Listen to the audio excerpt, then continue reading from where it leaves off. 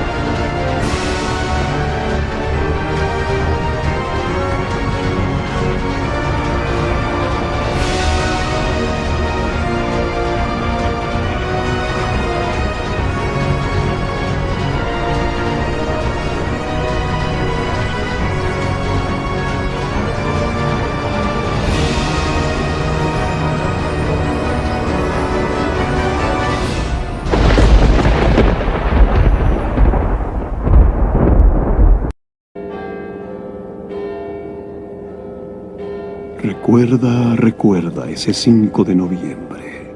Pólvora, traición y complot. Nadie podrá decir que tan espantosa traición en el olvido quedó. Hola y bienvenidos una vez más a estos episodios de Puertas Dimensionales del lado oscuro.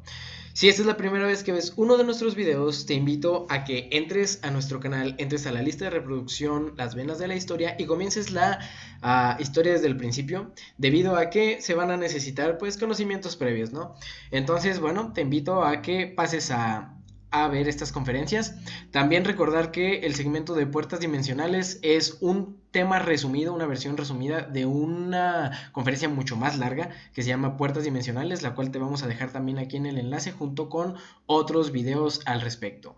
De hecho, en la descripción de este enlace vas a encontrar directamente la lista de reproducción para que puedas empezarla desde el principio y no te pierdas de ninguno solo de los detalles. Muy bien, vamos a comenzar rápidamente mencionando algunas cosas sobre jesuitas que no se habían mencionado antes. Primero que nada, respecto a los jesuitas, hemos descubierto que tienen un poder económico 10 veces mayor al Opus Dei. La información que vamos a compartir justo ahora también la tenemos en el enlace en la descripción, que básicamente es la información de este periodista que nos va a compartir y vamos a ir analizando algunas de las cosas. Aquí está resumido. Entonces, los jesuitas tienen un poder económico 10 veces mayor al Opus Dei. Ahora, los jesuitas laicos colaboran íntimamente con la orden y aunque no son sacerdotes formales, pues forman parte de la orden de los jesuitas y trabajan en el fin común para con ellos. Ahora, tomando en cuenta a estos laicos, bueno, resulta que el poder de la orden aumenta 200 veces más comparado con el Opus Dei, que también es otra orden católica que pues se le considera a veces muy poderosa. Bueno, de este documental vamos a saber que los jesuitas, pues muchos son buenas personas y esto tal vez lo hemos mencionado en las conferencias anteriores, en masones, en muchas órdenes, logias de este tipo, hay personas buenas involucradas. Y bueno, entre más abajo estés, menos te vas a dar cuenta de cómo funcionan las cosas. Y dentro de la orden de los jesuitas hay gente que realmente trabaja con devoción hacia la causa. El asunto es que no es el caso de todos y generalmente a las personas que pues son buenas les va mal. En el documental que tienes en la descripción se mencionan algunos ejemplos de estos. Aquí solo estamos dando esbozos. Ya hemos mencionado, por ejemplo, a Alberto Rivera, que también mencionamos en otras conferencias. Un ejemplo de esto, bueno, básicamente es el Papa Bergoglio, que es jesuita. Bueno, él colaboró con una logia pseudomasónica, la PEDUE. Y bueno, ¿qué hizo con ellos? Pues entregó sacerdotes jesuitas y estuvo moviendo hilos para traicionarlos en las guerrillas que se estuvieron dando en la Argentina. De hecho, tenemos estas imágenes de los documentos que son directamente extraídos del documental, donde se nos expone cómo directamente Alberto Rivera entregó a estos sacerdotes jesuitas, que eran buenas personas que luchaban por una causa justa y bueno, Bergoglio, perdón, fue el que entregó a estos jesuitas. Bueno, vamos a hablar brevemente. Recordemos a Juan Pablo I. Pues bueno, resulta que él era piamontés. Y recordemos esto de piamontés porque probablemente lo mencionemos en conferencias más adelante. ¿Cuál es la importancia de esto? Y bueno, resulta que él trató de corregir el rumbo de la iglesia y parece que uno de esos aspectos fue los jesuitas, que resulta que en ese momento habían creado el Ejército de Liberación de Colombia. Y bueno, se fue descubriendo que los jesuitas financiaban movimientos socialistas y comunistas, por ejemplo en Rusia, que ya vimos que ellos fueron los que lo iniciaron junto con los Illuminati. Y bueno, resulta que Juan Pablo I murió por enfrentarse frontalmente a los jesuitas. Juan Pablo II, según este documental, pues se puso un poco más light y resulta que fue su atentado porque pues él también de cierta manera más discreta trataba de confrontar a los jesuitas y bueno, este es un punto incorrecto porque si recordamos de información anterior, bueno, vimos cómo Leo Sagami, ex Illuminati, pues nos informa cómo Juan Pablo II junto con los Illuminati y todo esto estuvo colaborando con los jesuitas también para crear esta desinformación de los alienígenas ancestrales. Ahora, más adelante vamos a ver cómo los jesuitas abrieron a Japón ante el mundo. De hecho, tenemos una película protagonizada por Andrew Garfield y el actor de Star Wars, que de paso introdujeron nuevos métodos esotéricos como el Reiki, que ya vimos anteriormente, el Reiki, durante su estadía en Japón. Bueno, vemos cómo en la historia la URSS financia guerrillas jesuitas. Al parecer eran colegas y a la vez no tanto, es una relación algo complicada. Vamos a ir escarbando y descubrimos que Clinton, por ejemplo, era egresado de una escuela jesuita. Vamos a ver cómo el documental a lo largo de en la descripción, pues plantea algunas cosas que son un poco erróneas, pero bueno, la idea es dejar claro el punto. Nos menciona más datos interesantes, ¿no? Por ejemplo, que los jesuitas trabajaron moviendo hilos para poner al Papa Francisco en el trono. El Papa Francisco va tras una religión mundial, ecuménica. Y bueno, vamos a corregir aquí que los jesuitas no solo van detrás del poder, porque el documental nos dice eso, pero no solo van tras el poder, sino tras una religión común que es la católica. El asunto es que ellos son expertos en camuflaje y manipulación, pero la idea es imponer, como en la Edad Media, la religión católica. Ahora, tan así es que los jesuitas quieren llevar a Estados Unidos al Vaticano, que se someta, que se unan. Y bueno, fue clave el Papa Francisco, ¿por qué? Porque en 2015 él fue el primer papa en entrar al Congreso de una nación que se fundó como protestante. Veamos cómo los jesuitas han ido avanzando en su objetivo, ¿no? Si vimos anteriormente en las conferencias cómo surgieron los jesuitas para destruir el protestantismo y bueno, la nación que se fundó bajo el protestantismo, llegó el primer papa jesuita. Ahora, datos interesantes, ¿no? Hunter Biden, hijo de John Biden, resulta que estudió con jesuitas. Biden es católico. El Papa Francisco también presenta en 2015 en el Congreso y presenta ante la ONU la Agenda 2030 para el Desarrollo Sostenible. Y vamos a ir a ver en otras conferencias más adelante qué relevancia tiene esto. Y bueno, más datos, ¿no? Como que BlackRock y magnates como Soros impulsan la Agenda 2030 y además redactan la Laudato Si. O sea, BlackRock de los Rothschild y magnates de aquí como George Soros y colegas redactaron la Laudato Si, que básicamente es la encíclica del Papa Francisco sobre ecología. Ahora, los jesuitas controlan su propia historia y no es fácil descubrirla. ¿Por qué? Porque resulta que las fuentes que están disponibles son escritas por ellos mismos. Entonces eso a veces complica la información genuina. Y podemos descubrir cómo los Borgia y los Medici, que eran familias que dominaron la Europa renacentista, pues estaban relacionadas con los jesuitas y tenían tendencias esotéricas totalmente. Ahora, los jesuitas aparecen como el ejército del Papa Pablo III, que era un papa corrupto en extremo, y se convierten en el ejército antiprotestante para buscar el poder absoluto. Vean esta interesante imagen de la misericordia de Ignacio de Loyola, el fundador de los jesuitas, y Martín Lutero, el iniciador de la Reforma Protestante. Es un hermoso cuadro de misericordia y amor hacia el prójimo. Ahora, los jesuitas utilizan un evangelio torcido para imponer sistemas comunistas cristianos forzando a las colonias. Esto lo pudimos ver en el colonialismo, cómo ellos hicieron básicamente esto. Y es interesante porque la Biblia en realidad nos presenta un sistema capitalista, no comunista, pero ellos lo hacen comunista. Ahora, los jesuitas ya empiezan a movilizar la independencia de América desde ese tiempo, desde la colonia, usando sus brazos infiltrados y manipulados. O sea, usando a las órdenes masónicas, que sabemos que a veces había diferencias y que ellos cuando tenían problemas las infiltraban, las manipulaban. Pues bueno, cuando trabajan juntas, pues maravilloso, pero cuando hay diferencias tienen que manipularlas. Ahora, ellos crearon las universidades en Estados Unidos, donde han adoctrinado a muchas personas, ya vimos anteriormente, ¿no?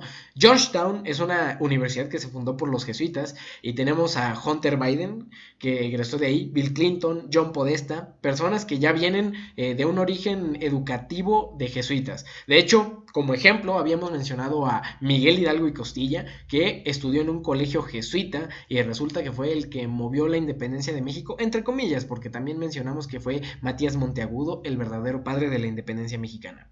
Ahora, interesante mencionar a Charles Maurice de Talleyrand, que era este personaje de aquí. Él resulta que era un jesuita, tesorero de la Iglesia de Francia, que se infiltró en la Revolución Francesa. Se adaptó en ese contexto y se volvió embajador de Estados Unidos. Entonces se pasó totalmente al bando opuesto para adaptarse, sobrevivir y empezar a ver cómo trabajar desde aquellos ángulos. Terminó siendo embajador de Estados Unidos este jesuita. En Estados Unidos, ¿qué pasó? Trafica esclavos. Esto nos recuerda, ¿no?, un poco a lo que Lincoln había dicho, que la guerra de secesión no habría sido posible sin los jesuitas. Pues probablemente porque ellos eran los que tenían el tráfico de esclavos muy presente, ¿no? Cuando vuelve a Francia después de la revolución y se vuelve canciller del directorio, o sea, esto es increíble, ¿no? Pasa de ser jesuita, tesorero de la iglesia, cuando empieza la revolución francesa él se infiltra con los oponentes de la iglesia, termina siendo embajador de Estados Unidos y cuando regresa se vuelve a acomodar en el gobierno. Ahora, Francia en ese momento empieza a tener guerras y problemas post-revolución, donde Talleyrand es quien comienza a mover a Napoleón Bonaparte y él fue el que lo manda a Egipto a buscar arqueología egipcia, pues para ponerlo en el mapa. Y tenía algunos propósitos políticos con eso. Francia se vuelve la cúspide del progreso cultural y pues Napoleón vuelve como un héroe, es ensalzado. Pero resulta que también comienzan las guerras napoleónicas y es aquí cuando Talleyrand empieza a mantener el control hasta que Napoleón se rebela y retoma la lucha contra la iglesia. De hecho es interesante porque incluso él fue y secuestró al Papa y se lo llevó. Esto vamos a verlo más adelante porque resulta que la Biblia ya nos hablaba de cómo iba a pasar esto. Y bueno, resulta que los jesuitas se aliaron con los masones jacobinos para traicionar a Napoleón. Otra vez, jesuitas y masones. Masones jacobinos refiriéndonos a los masones ingleses.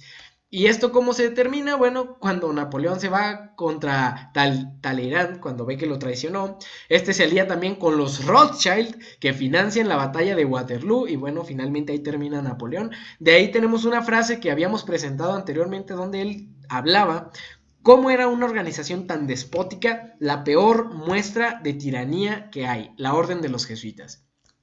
Talleyrand al final terminó siendo primer ministro. Y bueno, resulta que vimos también cómo los jesuitas inspiraron a los nazis. Los jesuitas buenos fueron perseguidos por los nazis. Esto es un hecho histórico. Los jesuitas fueron perseguidos, pero solo los buenos. Los malos, no, ellos colaboraban con ellos. Ahora, es interesante porque se dice, no tenemos pruebas de ello, pero hay rumores de que los jesuitas hundieron el Titanic. ¿Por qué? Porque ellos eran accionistas de Graceland y hundieron el Titanic. ¿Por qué? Porque allí iban banqueros que querían impedir la creación de la Reserva Federal. Y bueno, ahí había intereses Rothschild y jesuitas en crear la Reserva Federal. Y pues esto lo necesitaban ellos para tener el control de la economía estadounidense. Para ello tuvieron que hundir el Titanic.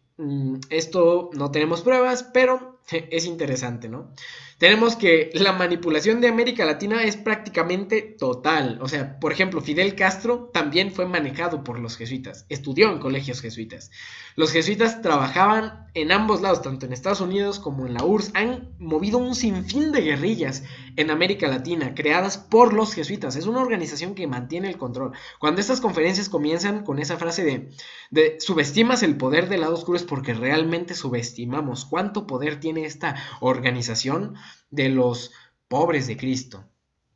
Ahora, los nombres de jesuitas y sus actos despreciables en América Latina están detallados en el documental en la descripción. Muchos judíos convertidos al catolicismo se volvieron jesuitas. Esto pues nos lleva otra vez a los detalles cabalísticos y todo ese ocultismo que manejan. Los jesuitas con los Rothschild impulsan a Israel y el sionismo, y ya hemos visto cómo el sionismo es un punto clave, algo que se plantea a más no poder. ¿Por qué? Porque hay un plan del lado oscuro en el sionismo.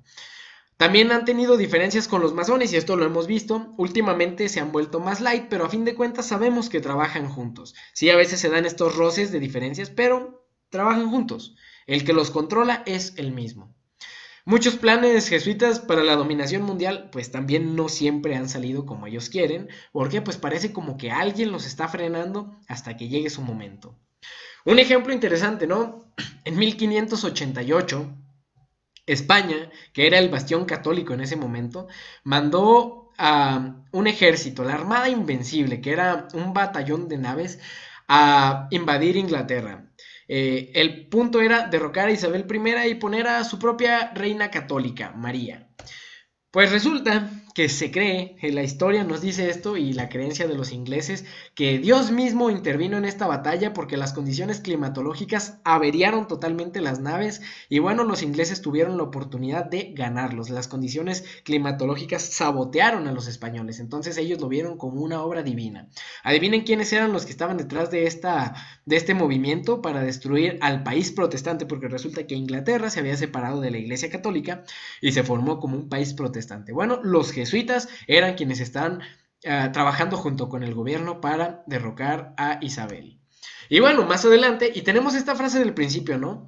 Recuerda ese 5 de noviembre, pólvora, traición y complot. Pues resulta que en 1605 tenemos el complot de la pólvora, que fue un evento en el que Guy Fawkes llevó barriles de pólvora para tratar de explotar el parlamento junto con el rey. ¿Por qué? Porque querían deshacerse de esta nación protestante. Ahora, finalmente no salió. De hecho, como se menciona al principio, existe una rima.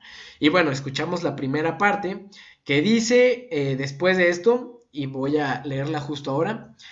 Bien, partiendo de la frase inicial, continúa diciendo después de eso: Guy Fawkes hizo su intento de explotar al rey y al parlamento. 60 barriles de pólvora debajo. Pobre Inglaterra, sería derrocada. Por la providencia de Dios, él fue atrapado. Con una linterna oscura y un cerillo encendido. Griten chicos, griten chicos. Dejen las campanas sonar. Griten chicos, griten chicos. Dios salve al rey. Bien, básicamente esto nos narra la historia. Lo que aquí tal vez se omite un poco y que es digno de remarcar es que Guy Fawkes trabajó junto con jesuitas, y esto nos lo dice la historia. ¿Para qué? Para explotar a el parlamento. Es interesante saber que tan solo unos pocos años después, en 1611, el rey Jacobo, que era el rey en ese momento, hizo la primera versión de la Biblia en inglés como la conocemos ahora, recopilando prácticamente la versión de William Tyndale, que fue de las primeras traducciones al inglés. Bueno, esta versión se le llama la versión del rey Jacobo o la King James, que tiene tanta relevancia que la hemos usado anteriormente. ¿Por qué? Porque nos abre un panorama completo para algo que pues vamos a recordar un poco, ¿no? Sobre específicamente la sangre de Jesús en Primera de Juan 5. Ahora, esta película... Recordemos, esta película de V de Venganza, en la que se representa a Guy Fawkes como este personaje heroico, bueno, resulta que también es hecha pues precisamente por colaboraciones jesuitas. Entonces es una forma de manipular personas inteligentes, porque pues nos venden a este personaje como un héroe. Recordemos esto, Hollywood es el teatro de los jesuitas. Y bueno, vamos a cambiar un poco de tema rápidamente. Vamos a hacer una mención interesante, ¿no?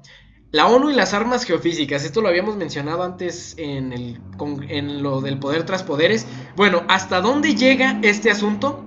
Resulta que tenemos una convención de la ONU, prácticamente. La Convención sobre la Prohibición del Uso de Técnicas de Modificación del Medio Ambiente con fines militares o con cualquier otro fin hostil, también conocida como la Convención en MOD, es el tratado internacional que prohíbe el uso militar y cualquier uso hostil de las técnicas de modificación del ambiente. La convención se abrió con la firma del 18 de mayo del 77 en Ginebra y entró en vigor hasta el 5 de octubre del 78. Entonces, desde los 70 tenemos en existencia este tratado contra las armas geofísicas. ¿Ya existían, tal vez? Resulta que tenemos el programa de investigación auroral activa de alta frecuencia, el HARP, que se creó a principios de los 90 como parte de un programa de investigación ionosférica financiado conjuntamente por la Fuerza Aérea de los Estados Unidos y la Navy de Estados Unidos, la Universidad de Alaska Fairbanks, la Defense Advanced Research Projects Agency, la DARPA. Entonces, bueno, tenemos este ejemplo de cómo en los 90s ya teníamos un proyecto, el HARP, que también es, pues se dice, según la conspiración, utilizada como un arma geofísica. ¿Qué posibilidad sea de que sea real? Bueno, resulta que Michio Kaku, que es un físico bastante reconocido, a veces un poco polémico también, él nos dice que los huracanes Harvey e Irma, que fueron muy catastróficos, fueron causados por el gobierno de Estados Unidos, que modificó el clima. ¿Qué método usó? No lo dice, no dice que fue el HARP, pero tenemos dudas de que puede haber sido. La noticia decía, sin pelos en la lengua, el científico afirma que estos huracanes han sido fabricados por geoingeniería. Entonces, bueno, notar que realmente es una posibilidad y que el asunto del cambio climático, aunque es real, en mucha parte ha sido producido, ¿por qué? Por las empresas de las que quienes son dueños, tanto los jesuitas, el Vaticano, los Rothschild, Rockefeller, así que no es precisamente nuestra culpa y muchas veces los desastres naturales pues también vienen a causa de esto. Bien, ahora vamos a cambiar otra cosa porque acaba de pasar en este año el Día de Muertos, justo hace unos días. Y bueno, resulta que para estas fechas Sofía Guadarrama Collado, una periodista, hizo un excelente trabajo. Y bueno, básicamente vamos a resumir aquí la información. También en la descripción te dejamos un link pues a uno de los videos que pues amplía un poco más el tema. Bueno, básicamente según esta investigación, la Catrina y el Catrín no son prehispánicos, son del siglo XIX y surgieron como una sátira a ciertas facciones de la población. El Día de Muertos tiene un origen prehispánico entre comillas porque Lázaro Cárdenas lo puso para remediar efectos colaterales precisamente de la Guerra Cristera. Entonces pues para aplacar los ánimos puso esto con... bueno, ahora los aztecas en realidad celebraban el Día de Muertos pues bastante diferentes, ¿no? Cortaban un árbol del bosque, le quitaban la corteza, lo adornaban con flores y después, por alguna razón, empezaban a cortarle cabezas a los niños y a los prisioneros, por ahí las ponían y danzaban alrededor del fuego. Entonces, pues esto solo nos recuerda a esas adoraciones a Satanás y a sus ángeles, que eran estos dioses antiguos, estos extraterrestres. Y bueno, resulta que ellos ni siquiera lo celebraban un día, lo celebraban como 3 semanas. El 2 de noviembre... En realidad tiene un origen católico, ¿por qué? Por el Papa Gregorio III en el siglo 741 después de Cristo. Entonces, pues de pronto se empieza a poner medio curiosa la cosa, ¿no? Ahora, el altar de muertos ni siquiera tiene un origen prehispánico, tiene un origen europeo. En realidad, todo es invención de la cultura moderna. Tiene más influencia de la tradición católica y la investigación nos dice esto, especialmente de los jesuitas. ¡Qué casualidad! Resulta que es íntimamente relacionado al Halloween, que surgió dentro de una nación protestante. El Halloween son celebraciones prácticamente primas, mezclar cultos cristianos entre comillas, porque pues no son muy cristianos, y mezclarlos con las culturas paganas de ese momento para hacer unas fiestillas medio curiosas, ¿no? Últimamente también se pone de moda pues sacar la promiscuidad, ¿no? Y vamos a ver qué dice la Biblia al respecto. Ya habíamos hablado de esto en el contexto donde se dio la promiscuidad porque el pueblo de Israel fornicó con unas mujeres. Y bueno, resulta que en este mismo contexto, la Biblia nos dice en Salmo 106, 28, se unieron asimismo a Baal Peor y comieron las ofrendas de los muertos. O sea, si esto no es lo suficientemente claro, no sé qué esperan, porque es precisamente de lo que se trata el Día de Muertos, de hacer altares, llevarles ofrendas de comida que comieron las ofrendas de los muertos. Provocaron la ira de Dios con sus obras y se desarrolló la mortandad entre ellos. Ahora, Pablo nos vuelve a recordar respecto a lo mismo. Antes digo que lo que los gentiles sacrifican, a los demonios los sacrifican y no a Dios. Y no querría que ustedes fueran partícipes con los demonios. No pueden beber de la copa del Señor y de la copa de los demonios. No pueden ser partícipes de la mesa del Señor y de la mesa de los demonios. Entonces, cuando uno celebra el Día de Muertos, directamente está adorando a los demonios. Los muertos están muertos, no saben nada. Ahora, si tienes dudas al respecto, bueno, te voy a decir qué pasa con Dios. ¿Qué fue lo que hizo en el momento cuando Israel pecó en Baal Peor y adoró a estos muertos y comió estas ofrendas? Bueno, Jehová le dijo a Moisés, toma a todos los príncipes del pueblo y ahórcalos ante Jehová, delante del sol, y el ardor de la ira de Jehová se apartará de Israel. Entonces Moisés dijo a los jueces de Israel, maten cada uno a aquellos de ustedes que se han juntado con Baal Peor. Entonces, bueno, esto es lo que realmente Dios opina de las personas que celebran el Día de Muertos. Obviamente no vamos a ir a matarlos, pero sabemos que a Dios no le agrada. Ahora, quiero mencionar esto rápidamente porque se ha dado el caso y pues para aclarar las dudas, igual esto lo tienen más desarrollado también en la temática original de Puertas Dimensionales, igual lo voy a incluir aquí. Los milagros eucarísticos, ¿no? Estos donde la hostia de pronto empieza a sangrar y todos decimos, oh, es un milagro, Cristo está en la hostia. Bueno, primero que nada, Cristo murió una sola vez y para siempre. La misa no es el cuerpo literal de Cristo, la hostia no se transmuta en el cuerpo real de Cristo. La Santa Cena en realidad solo era un símbolo. Y bueno, lo interesante es que tenemos, por ejemplo, este documento que estoy poniendo aquí, que es un reporte. No es del todo científico, pero pues contiene algunas cosas interesantes, ¿no? Desde la perspectiva de estudios que se han hecho a estas hostias sangrantes. Y bueno, resulta que la sangre fresca, bueno, estas hostias presentan sangre fresca, viva, glóbulos blancos y glóbulos rojos. Entonces decimos, caray, aquí como que qué onda, si es sangre, ¿no? Células, aquí está mal escrito. Presenta células del miocardio. De hecho, se presenta tejido del miocardio cuando pasan estas cosas en algunos estudios que se reportan aquí. También estos tejidos presentan inflamación, lo cual nos demuestra también signos de sufrimiento y casi cercanos a la muerte. Es interesante que la sangre resulta que es el tipo AB.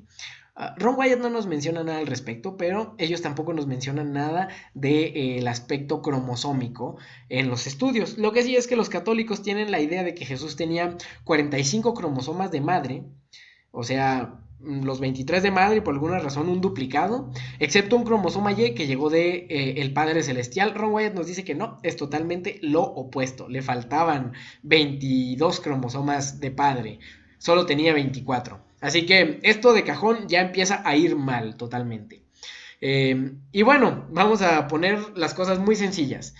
Una de las opciones para que pase un milagro eucarístico, y también cuando las estatuas sangran de los ojos y eso, pues resulta que es la prodigiosina, que es un compuesto que se produce por ciertos cultivos de bacterias y tiene esta tonalidad. Y bueno, cuando las estatuas lloran de los ojos sangre, pues es porque el cristal del que están hechos pues tiene una diferencia de temperatura, entonces eso hace que se condense allí el agua y pues se escurra la prodigiosina, ¿no?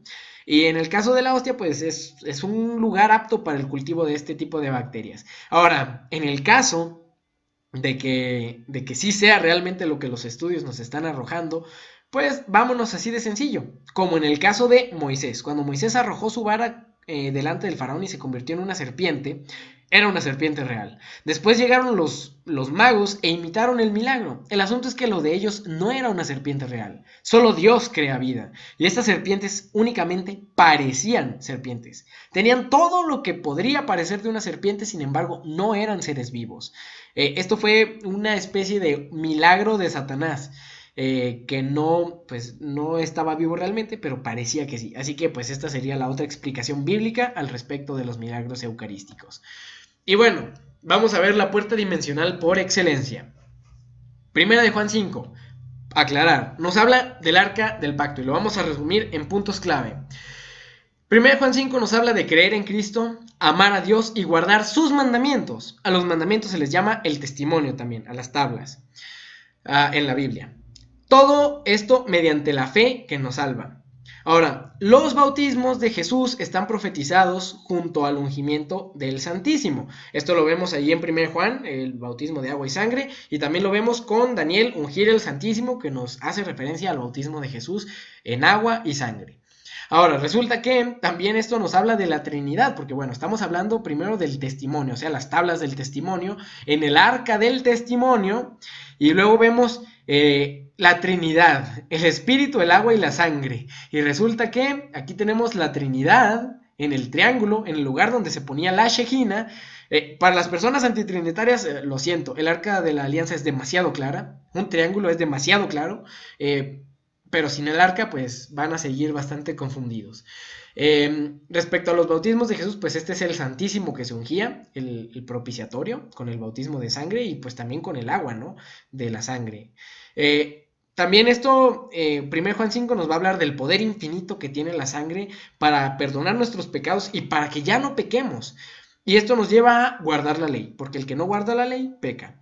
Ahora, esto incluye el cuarto mandamiento. También nos va a hablar del pecado de muerte, el pecado contra el Espíritu Santo, que es la blasfemia, el pecado sin perdón, que bueno, según Hebreos 10, incluye tener por inmunda la sangre del pacto. Entonces, 1 Juan 5 nos dice, no oren por los que ya cometieron ese pecado. Y pues es muy triste que en muchos casos incluso las denominaciones pueden cometer este pecado. Ahora, es interesante ver cómo Hebreos 10 está relacionado a 1 de Juan 5 y vamos a ver por qué esta es la puerta dimensional por excelencia. Primero que nada, Jesús dijo, yo soy el camino, la verdad y la vida. Nadie viene al Padre sino por mí. Vamos a ver esta imagen y resulta que esta es una imagen de un libro católico. Se nos representa la llaga de Cristo y bueno, básicamente las monjas de ese tiempo la usaban para ver la llaga de Cristo. Se ponían a meditar y entraban en un trance. O sea, esto es tomar algo súper santísimo y convertirlo en algo totalmente satánico. Pero bueno, tiene algo de verdad. ¿Qué es esa parte? Según Hebreos 10, otra vez les digo, está relacionadísimo con 1 Juan 5. Nos dice, así que hermanos, teniendo libertad de entrar en el santuario por la sangre de Cristo, que salió de su llaga, por el camino nuevo y vivo, un camino nuevo y vivo, su sangre está viva, que Él nos abrió a través del velo. Entonces, para entrar al santuario tenemos que pasar por un velo. ¿Qué es este velo? Esto es de su carne. El velo es su carne, su llaga. Esta llaga es el velo del cual sale el camino vivo, la sangre. Ahora, Jesús mismo dijo, yo soy la puerta. El que por mí entrare será salvo. Y entrará y saldrá y hallará pastos. Entonces, Jesús es la puerta. El que por él entra será salvo. La puerta en su costado. Ahora, el santuario tenía algo interesante y lo voy a mencionar muy brevemente. Dios mandó a hacer tiras de color azul en la ropa. ¿Para qué? Para representar la ley de Dios. El azul representa la ley de Dios. El rojo en la Biblia, ¿qué nos representa? Bueno, sangre, pero también pecados. Si vuestros pecados fueran como la grana, como la nieve serán emblanquecidos.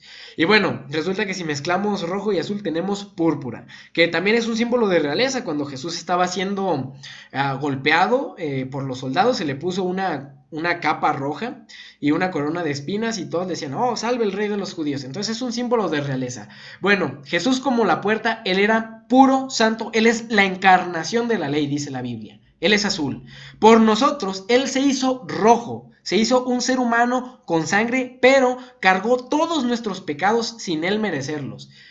Y ahora Él es la máxima prueba de realeza. Él es el Rey de Reyes y Señor de Señores. La puerta del santuario representaba a Cristo, por eso Él dice, yo soy la puerta. El que entre por mí será salvo. Y esa puerta, ¿dónde es? Cruzar el velo, este velo en su carne. ¿Para qué? Para llegar al camino vivo, que es su sangre viva. Ahora, entrar en el sábado es entrar en la llaga. ¿Por qué? Porque es parte de la ley que representa esa llaga, ese testimonio. Porque es el testimonio con el que Dios testificó de su Hijo. Y resulta que el sábado también es la antesala de un milenio en el cielo. Este es el reposo esperado. Un templo hecho de tiempo. Así que yo te invito a que tomes esta puerta. Esta es la puerta dimensional por excelencia, que te va a llevar a la salvación.